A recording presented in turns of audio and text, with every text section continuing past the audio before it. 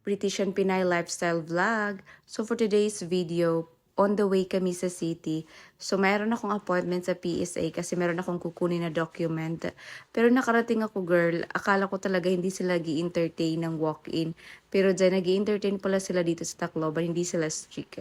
At ayan, nag-ano na rin kami dahil kumain kasi nagutom ang mga person. Tapos ano pang ang gagawin natin dito girl? So ayan, nag-grocery na din kami ng very light para na talaga masulit talaga yung biyahe natin dahil para masulit yung gasolina, di ba?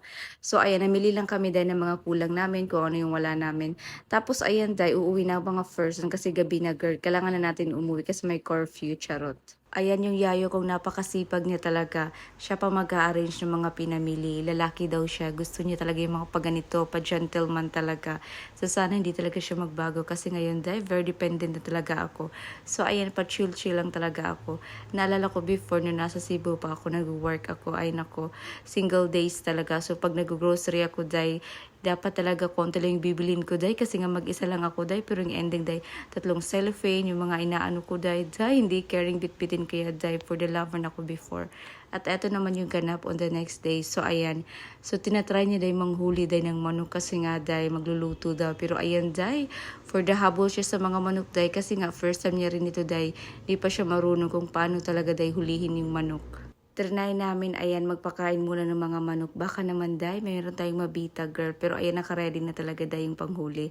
Pero, day, iba yung nahuli niya, girl, yung sisi. Pero hindi naman talaga niya kailangan, day, lutuin, girl. Kasi nga, baby pa yan, girl. So, ayan, day. Kasi mahilig din naman siya sa animals, girl. Kaya, ayan, day, tuwang-tuwa siya, girl. Ending din, binitawan niya rin dahil. So, ayan, back to work na siya, girl. So, ayan din, naghabulan na sila. Ay, natatawa talaga ako dito, dahil. So, go na go rin siya. At buti na lang din, ay nakaano siya, dahil nakapants. So, kahit maghabulan pa sila dyan, dahil. So, carry lang talaga, hindi maano. Kasi, dahil, sensitive yung skin niya. Ito naman yung moment na padasal na ng kapatid ko. So, ito yung kasunod sa akin, si Lore. Nasa heaven na siya.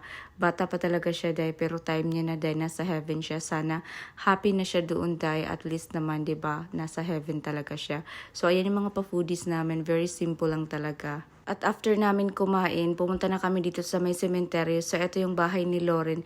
At ayan yung nanay ko, dahil sleepy na siya. So, dito muna kami nagstay ng mga few minutes, chika-chika, ayan. Kasi nga, minsan nga lang kami dahil magstay talaga dito ng matagal. Kaya nilubos-lubos na namin dahil. Yung next na padasal ni Lauren, gusto namin na dito na kami kakain para mas mahaba talaga yung Thai, mas memorable siya. At meron namang space dito, so carry lang dahil. Kasya naman ang mga person. Mas maganda talaga dahil kasi nga nandito din naman siya nakatira. Ito naman yung shortcut moment namin dahil ayan talaga si Afam. For the go talaga siya dahil kahit naka-shorts lang. Buti na lang talaga.